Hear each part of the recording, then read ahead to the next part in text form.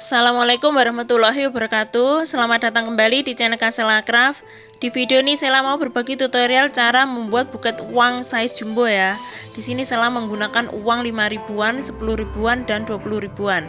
Total nominal 300 ribu. Sebelum ke tutorialnya, untuk yang baru menemukan channel ini jangan lupa dukungannya dengan cara like, comment, subscribe dan tekan tombol loncengnya ya. Pertama-tama masukkan uang ke dalam plastik OPP ukuran 7 x 15 cm. Setelah itu kasih tusuk sate ya. Untuk yang panjang Sela menggunakan tusuk sempol. Setelah itu rekatkan dengan isolasi.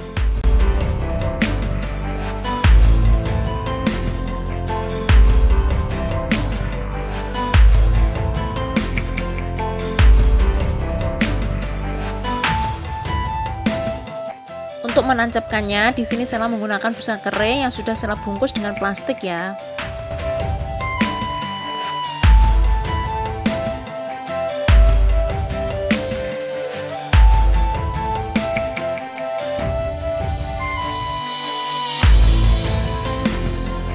Setelah itu, tancapkan satu persatu ke dalam busa kering. Untuk susunannya sesuai selera ya.